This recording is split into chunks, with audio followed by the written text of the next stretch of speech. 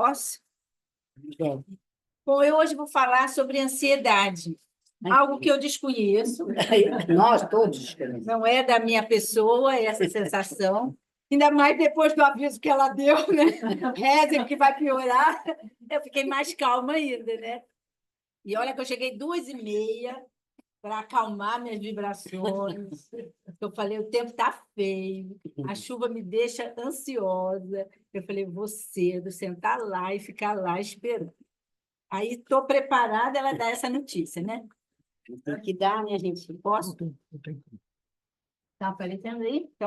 Então vamos começar. Posso? É? Bom, Nada não. Tranquilo. estou longe dos filhos. Bom, ansiedade. Joana de Ângeles nos fala. Controla a tua ansiedade. A ansiedade mal dirigida, ela produz danos orgânicos de variada classe e gera mal-estar onde se apresenta.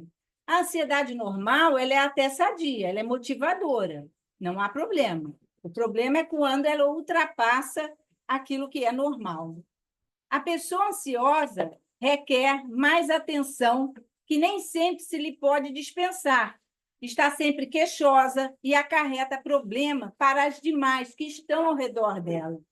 Vê o que ainda não está acontecendo, ela está sempre lá no futuro e precipita-se a situações indesejáveis para arrepender-se depois.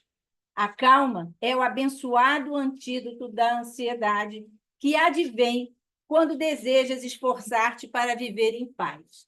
Então, buscar a calma é uma coisa muito importante, já dizia Joana de Ângeles lá. Espera aí que meu dedo não... É aqui, né? Deveria ser aqui. Ah, será que é aqui?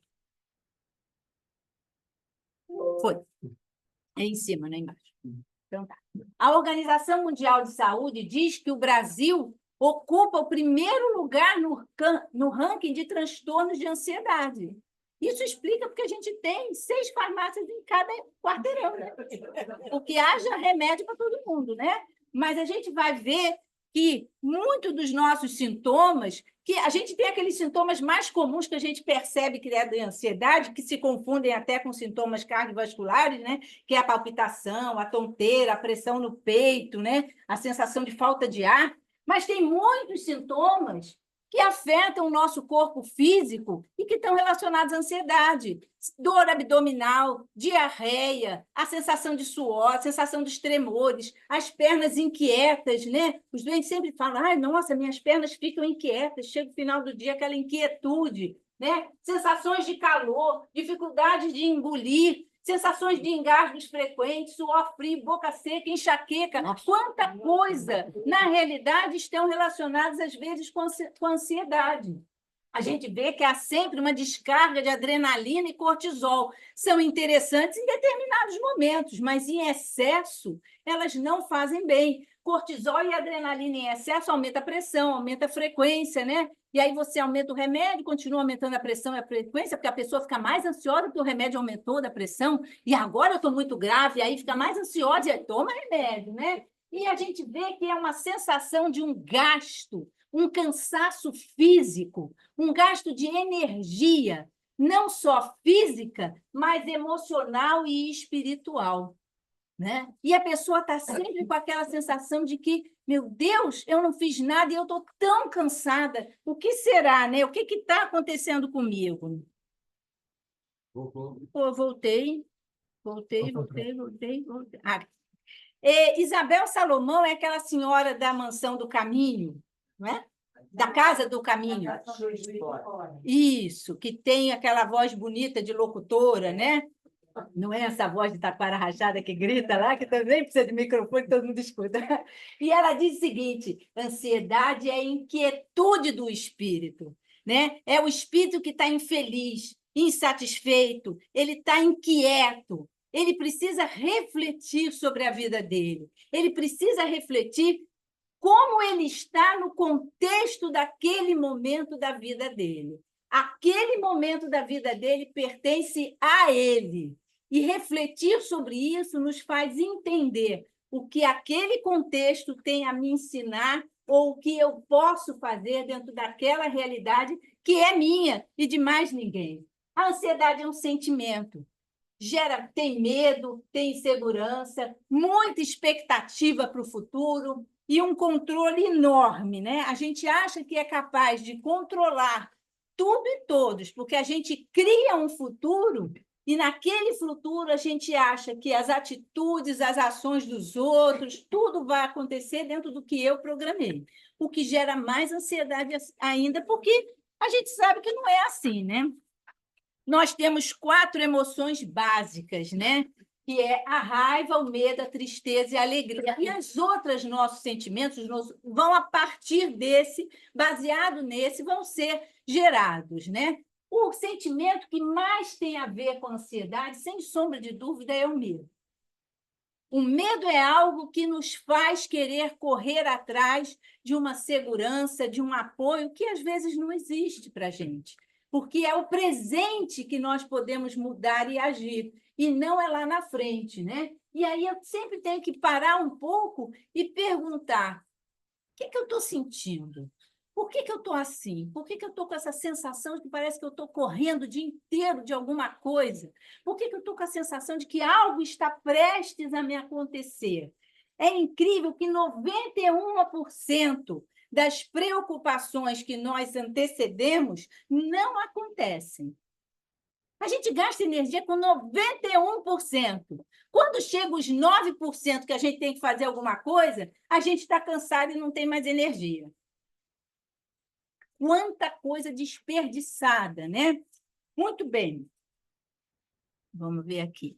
A gente sempre acha que é o outro o responsável pela minha ansiedade. É um fator externo. Ou é meu chefe, é o filho, é o marido, enfim, ou é uma situação, um cargo, uma doença, é o emprego ou o desemprego, né? É a sensação de que eu vou criar uma família ou não quero criar uma família. A gente sempre acha que é o fator de fora, mas não é. Eu e a Sara podemos viver a mesma realidade, termos as mesmas condições básicas e estarmos dentro do mesmo emprego, com o mesmo chefe, com o mesmo cargo.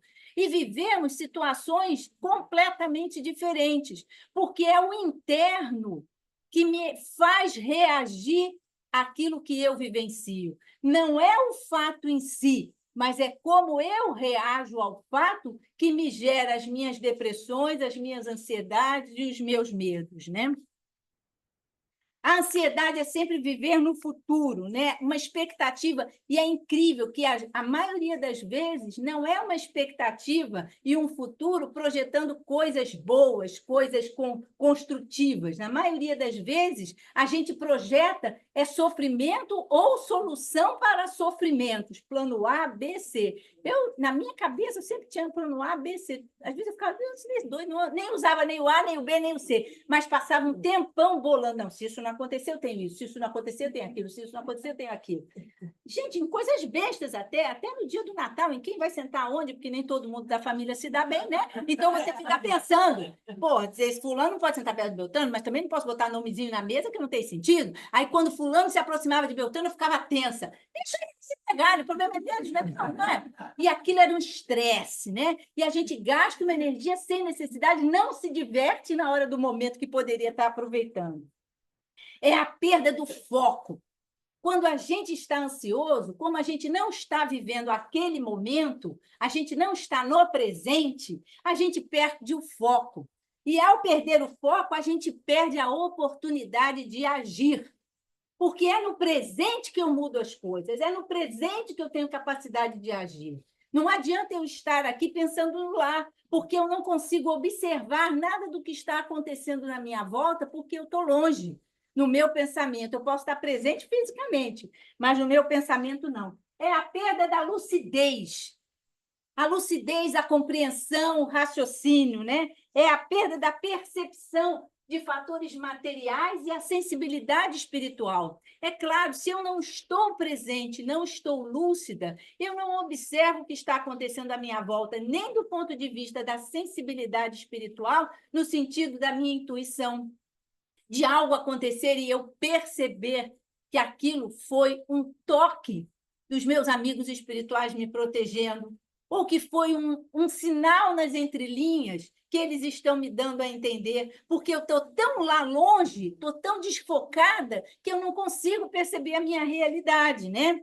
Ela é sempre aquela perspectiva do futuro e o controle de tudo e de todos. Agora, uma coisa interessante, quando eu perco a minha lucidez, eu perco junto muita coisa. Claro, o foco, é óbvio que é a concentração, eu perco a lógica e o raciocínio. Para eu agir bem, e se eu tiver com calma, eu tendo uma lógica no meu raciocínio, na observação das coisas e conseguindo raciocinar e perceber como melhor agir, é óbvio que o resultado e a produtividade daquilo vai ser melhor, né? A serenidade, eu perco a serenidade a partir do momento que eu perco a minha lucidez, porque tudo me deixa inseguro, porque eu não estou ali, eu estou perdendo as coisas que estão acontecendo, porque eu estou focado lá. Então, isso me gera insegurança. O que eu não percebi, o que está acontecendo que eu não vi? Eu perco a minha defesa espontânea e passo a ser agressivo, porque a minha insegurança, porque o meu medo, a minha ansiedade, minha insegurança me gera uma agressividade para eu me defender. Todo ansioso, ele é muito agressivo, às vezes, na abordagem dele, o que tumultua o ambiente que ele vive. Eu tinha, que a minha tia morreu, 2 tios solteiros. Quando eu ia lá, cara, eu botava fogo na casa. E aí eu achava que eles é que botavam fogo na casa. Depois minha irmã falou assim, engraçado, quando eu vou lá não tem tanta confusão. Aí eu comecei a perceber. Eu falei, eu acho que você tem uma certa razão. Sou eu que chegava tão tumultuada, que eu tumultuava o ambiente deles todos. E é verdade, a gente fica agressivo, porque aquilo tudo errado que eu via, eu queria mudar em 1 segundo, porque eu só tinha 1 segundo para mudar, porque eu não podia ficar mais tempo lá. Então, aquilo tumultuava o geral deles, né? A percepção do sutil. Às vezes, a gente precisa, aquilo que eu falei, né? O toque do amigo espiritual ao nosso lado, que a gente, às vezes, não percebe. Outro dia, uma moça disse para mim assim, pois é, fui levar minha mãe, ela tem irmãos, mas foi levar a mãe idosa na emergência e ficou a mãe no CTI. E ela falou assim, nossa, meus irmãos, eu avisei que eu estava indo, ninguém nem me ligou para saber o que estava acontecendo e ninguém veio comigo. E ela falou assim, ela tem 40 e poucos anos, ela falou assim, olha, eu fui lá para fora do hospital, eu chorava tanto. E ela falou assim, eu chorei tanto que o segurança do hospital veio me dar um abraço. Né? Aí ela falou assim, nossa, eu fiquei tão agradecida àquele abraço. É óbvio, nada contra o segurança do hospital, mas aquele abraço foi um amigo espiritual dela que levou o segurança até lá para dar um acolhimento. Mas, às vezes, outra pessoa, às vezes, na ansiedade, não ia conseguir perceber a sutileza daquele detalhe dele se aproximando e abraçando ela, né? Outra coisa, né? A percepção da amorosidade do afeto.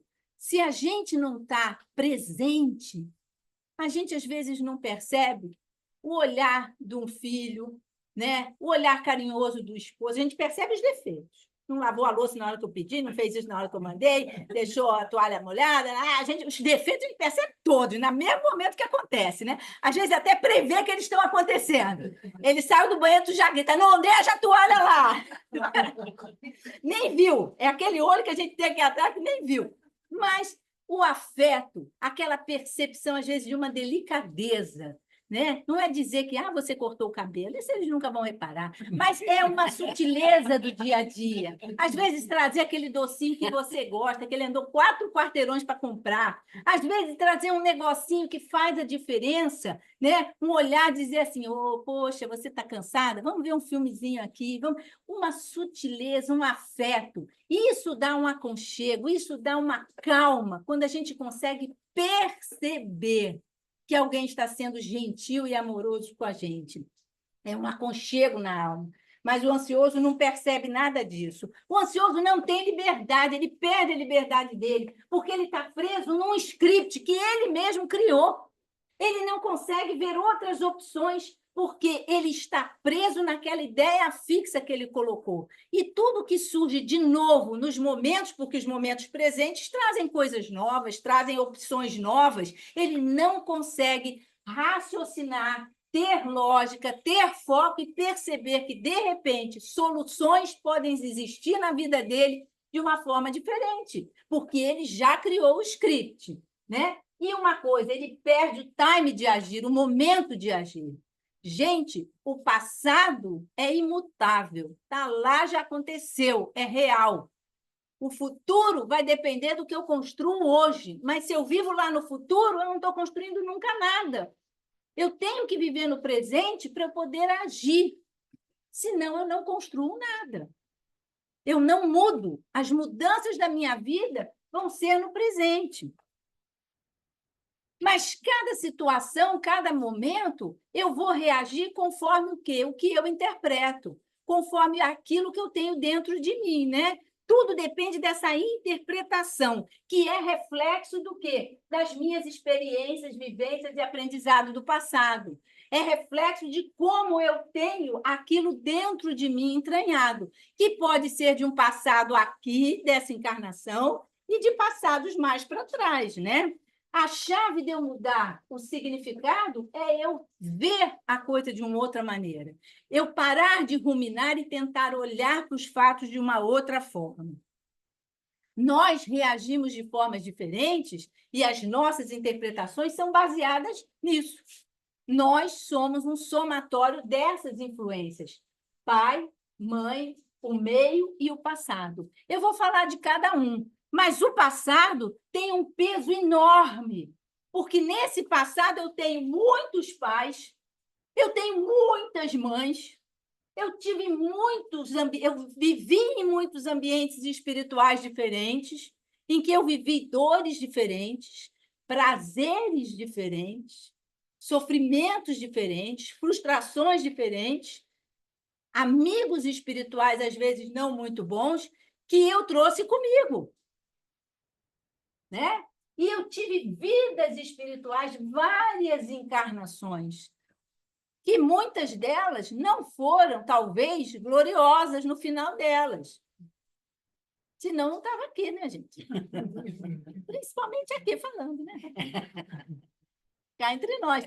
Por quê? Porque eu, com certeza, tive ainda muitos erros, eu tive muitas decepções, não soube sair delas. Quantos ciúmes, quantos amores doentios, quantas relações doentias eu não tive, e esse passado todo está aqui. Esse passado aqui não é só do meu nascimento, vou botar aqui da minha fecundação até agora. Não. A influência disso aqui vem junto comigo hoje, e eu reajo a cada fato e interpreto cada fato que acontece na minha vida baseado nisso tudo. Baseado nisso tudo. Quantos pais autoritários, quantos pais que foram, na realidade, até culturalmente, porque antigamente era diferente, eram inflexíveis, não eram amorosos, não eram acolhedores. Quantas mães tinham relacionamentos, às vezes, possessivos em cima dos seus filhos? Tudo isso hoje nos influencia, nos dá a segurança e as inseguranças que nós temos, os exemplos que a gente viveu, porque pai e mãe é exemplo, é referência para a gente durante muito tempo. Né? Meio espiritual, aonde eu andava, aonde eu vou ainda hoje buscar nos meus sonos, nos meus sonhos, as minhas relações. Muito era aqui, nos ambientes espirituais que eu vivia. Por que eu, às vezes, tenho a sensação, nossa, eu estou sentindo um negócio que eu não sei nem porquê, eu não sei explicar onde é que isso está no meu sentimento? Está aqui. Está lá, latente, no meu perispírito, gritando, até que algo, de repente, deflagra um processo e aquilo me vem como uma onda de uma emoção de ansiedade que eu, às vezes, não sei explicar. Portanto, nós somos reflexo de tudo isso. E aí, vamos dar um passão rápido. Pai e mãe é exemplo de tudo, né? Pais angustiados, estressados, irritados, carentes, inseguros, vão dar o quê para os filhos? Outro dia veio uma moça lá no consultório, novinha, ela tão bonitinha, com uma menina. A menina agarrada nela. Tá, achei, não me conhece. A menina olhava, fazia que a mãe tinha que olhar para ela o tempo todo. A mãe pegava o negócio, a garota botava a mão que a mãe tinha que segurar nela. Primeira consulta foi. Segunda consulta, a mesma coisa. Criança é curiosa, levanta, vai lá na balança, mexe numa coisa, mexe em outra, né? Vem na mesa, quer mexer no computador. Tudo bem, até aí vai. Mas a garota é de novo. Eu falei para ela, vem cá. Na escola, como é que ela é? Ah, ela chora, não sei o quê, não sei o quê. A mãe trata de ansiedade e depressão com um psiquiatra. Eu falei para ela, minha filha, você tem que levar. O dia que ela não foi com a menina, eu falei, você tem que levar essa menina no psicólogo. Ela é a tua miniatura. Ela falou assim, não pode ser. Eu falei, como não pode ser? Ai, ela é inquieta, ansiosa, tem medo de tudo. Eu falei, e você? Ela, eu também. Eu falei, então, exatamente. Claro, porque se meu pai e minha mãe são a minha referência para a criança, aquilo é o normal. O normal é ser assim, é ter medo de tudo, é ficar ansioso, é chorar por tudo. A mãe tem que ficar focada nela o tempo todo, porque ela não pode estar solta. Então, a gente tem que entender o que nós estamos transmitindo, as nossas ansiedades que nós estamos transmitindo. As crianças hoje têm uma expectativa em cima delas absurda. A agenda delas é cheia e fazem as avós correrem atrás da agenda porque as mães não têm tempo. Não é isso? A avó tem que ir na natação, tem que ir no inglês, tem que não sei o quê, tem que não sei o quê. Né? Porque a agenda é lotada. Não vivem o momento, não vivem o presente. Falam com os filhos, conversam com os filhos enquanto estão comendo, enquanto estão falando no celular, respondendo e-mail, brigando com o marido, é tudo junto.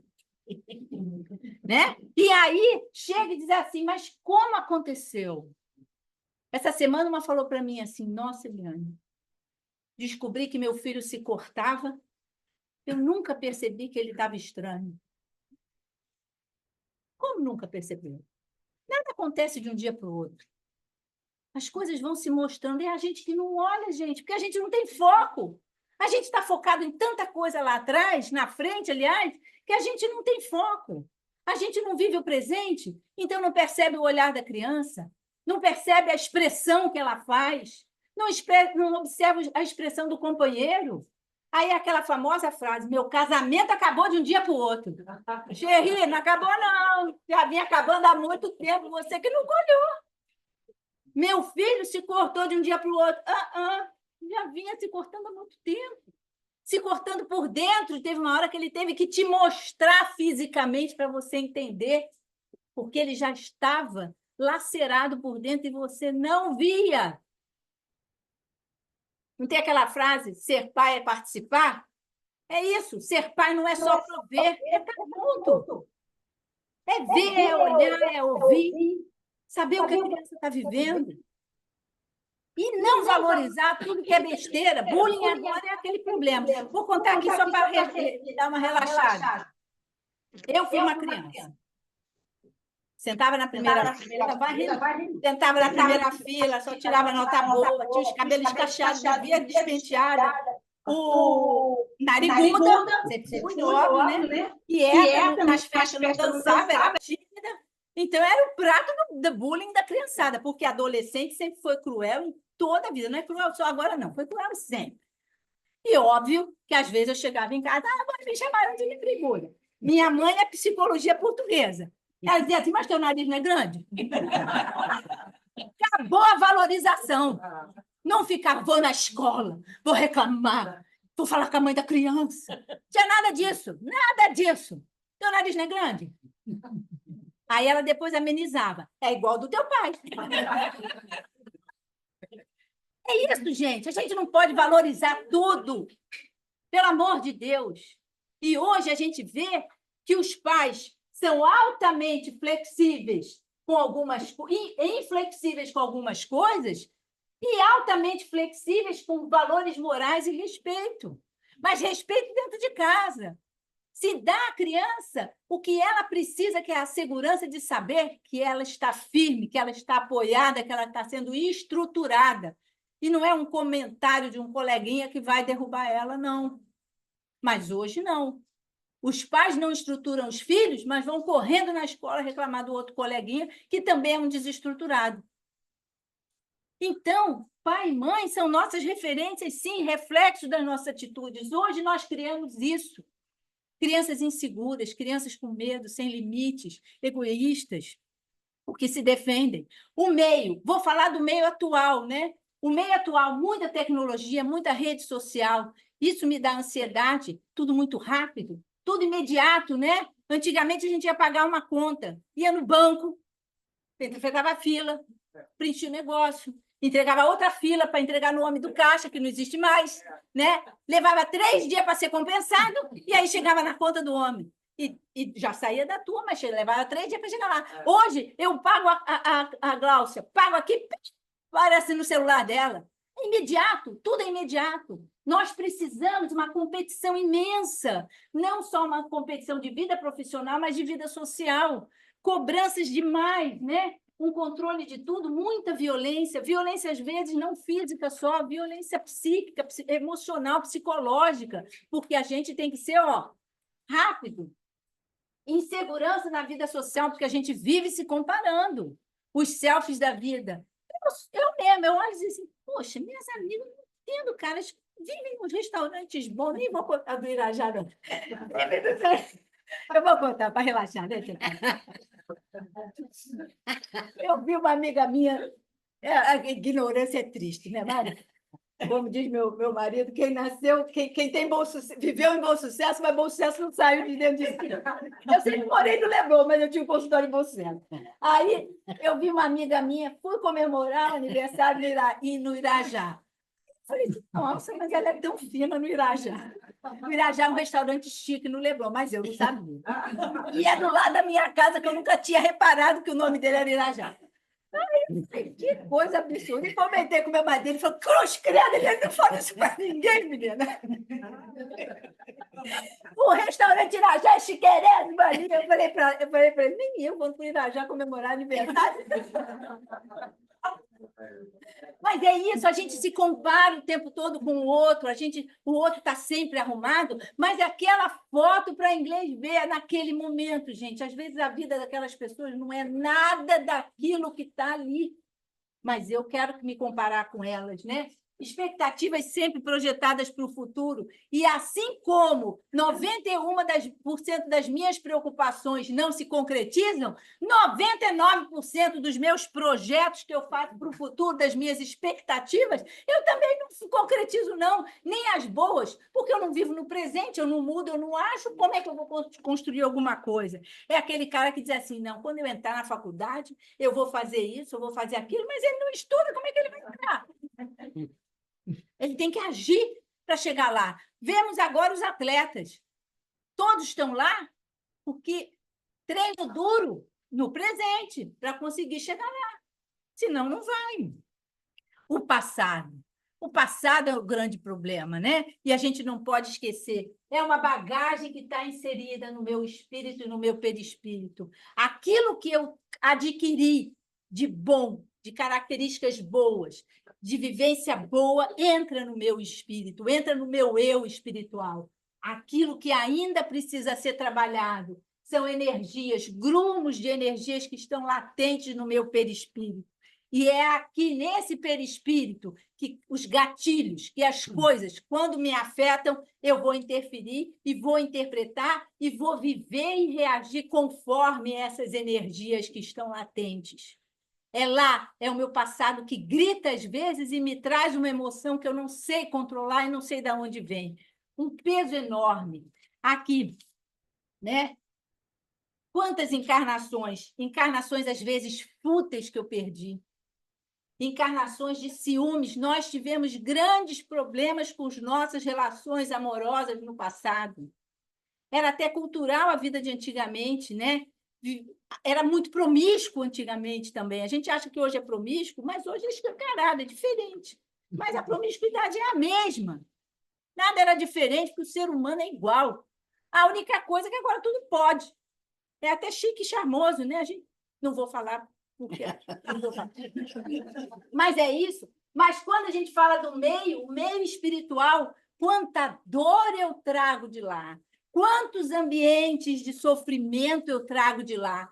Quantas ligações com outros espíritos eu trago junto com essas emoções que vieram daqui e que essas me afetam muito, né? A ansiedade, portanto, ela é espiritual. Ela é uma relação das minhas emoções, do meu eu, que é o meu ser espiritual, com o meu ego, que vive comigo hoje na minha persona, né? São gatilhos que me levam a lembranças espirituais muito fortes, emoções que afloram de medos, muitos abandonos, né? Tantos abandonos que eu causei, quanto abandonos que fizeram comigo, né? Vide Dona Ivone Pereira, quantos abandonos ela não fez e o peso que ela trouxe na encarnação dela, né? Coisas que eu não me lembro, emoções que eu não me lembro, mas que estão ali registradas na minha cabeça. E eu tenho que entender uma coisa: ansiedade é uma imaturidade. O que você está rindo, tia Sara? A Dona Ivone.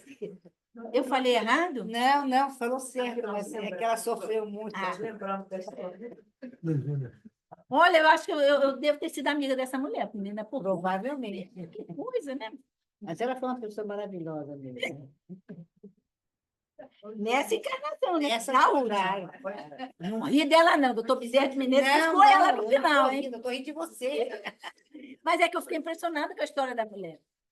Então, olha só, a ansiedade, ela é uma imaturidade espiritual, é uma falta de fé. Gente, lembre uma coisa, tanto a maturidade espiritual quanto a fé é um processo evolutivo. E depois que eu olhei bem, acho que a foto não está bem, porque feijão cresce rápido. Não devia ser feijão, devia ser bambu, que dizem que leva 9 anos embaixo para começar a crescer, né? Que feijão cresce rápido, bota ele aqui e semana que vem já tem uma florzinha, um trequinho desse. Mas não, o processo evolutivo, ele é lento, ele demora. Então, a aquisição de fé é uma coisa que depende do meu processo evolutivo, vai demorar.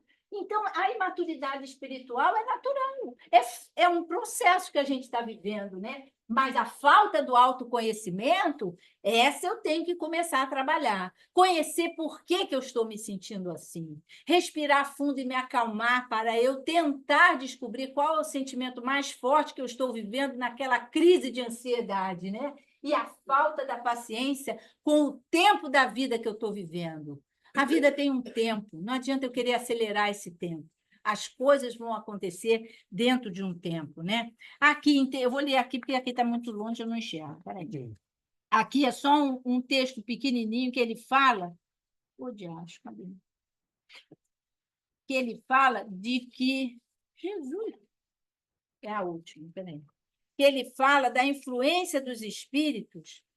Vou ler aqui mesmo, vou botar mais perto. Pronto. Entendendo o papel dos espíritos na ansiedade. E aí tem tudo a ver com o que a gente vive aqui. Há uma relação entre as energias espirituais e a manifestação dos sintomas de ansiedade. Ou seja, a energia de espíritos que se aproximam de mim com a minha ansiedade. Espíritos e saúde mental estão interligados e é importante reconhecer essa influência. Os espíritos podem afetar nosso campo energético e aumentar o nosso sentimento de ansiedade.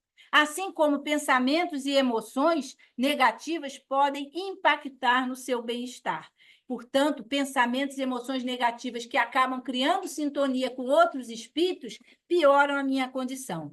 Podem influenciar meu campo energético, contribuindo para sentimentos de ansiedade e desconforto. Os espíritos podem carregar emoções não resolvidas neles, em obsessores ou apenas aqueles que se aproximam de nós, e podem, portanto, estar presos a um estado de angústia e medo, e a presença deles amplificar os meus próprios sentimentos ansiosos, criando um ciclo de ansiedade. Lembrando que isto aqui até pode estar relacionado à mediunidade mesmo. Nem todo espírito que se aproxima é um obsessor seu, ele às vezes pode estar só se aproximando de você. Por outro lado, espíritos podem oferecer orientação e apoio, e aqui os espíritos benfeitores que nos ajudam.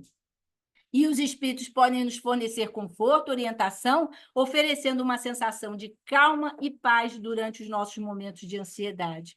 E qual o melhor tratamento? Medicamentoso, que é onde todo mundo foge hoje para o medicamento, é paliativo. Se eu não uso o meu processo de autoconhecimento, não entendo o que está acontecendo, não tento buscar a minha calma e me modificar, viver no presente, não adianta ficar tomando ansiolítico a vida inteira, que não vai adiantar de nada. Porque nós estamos num processo de evolução. Eu me acalmo aqui, acabou o remédio, eu surto. Acabou o remédio, eu surto. Não é assim. O remédio pode te dar um apoio. É uma bengala. Você que precisa modificar. A autoobservação, o autoconhecimento é um processo de tratamento. A oração para fortalecer os laços entre as almas e os amigos espirituais, aumentar a minha capacidade de intuição e afastar as energias tumultuadas. E aí o passe, né? O tratamento. A meditação e o mindfulness, o estar presente, né? Você se trazer sempre para a situação e viver a situação. Os passos magnéticos, a aceitação do tempo e uma coisa, lembrar que a espiritualidade nos ajuda a encontrar o significado e o propósito da nossa vida. Quando a gente descobre por que está aqui, por que estamos naquele contexto, o que aquilo significa e qual o aprendizado que eu tenho que tirar daquela situação, eu me acalmo. Isso leva a uma sensação de realização e um contentamento. Crianças, não sei se vocês vão melhorar da sua ansiedade. É uma epidemia, né? Mas, na realidade, eu acho que até por contágio a gente vai aumentando também a nossa ansiedade.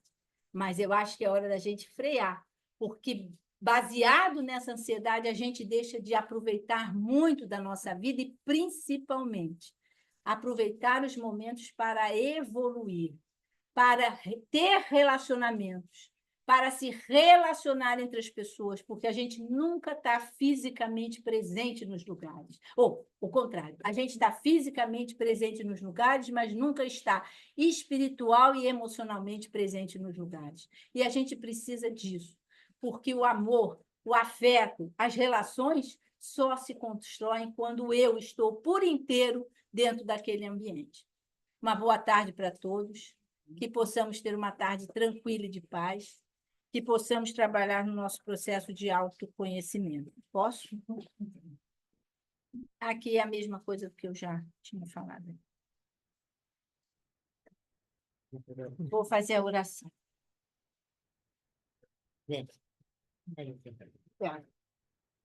A primeira lá de cima, direita. Só essa? Yes. Não, falei?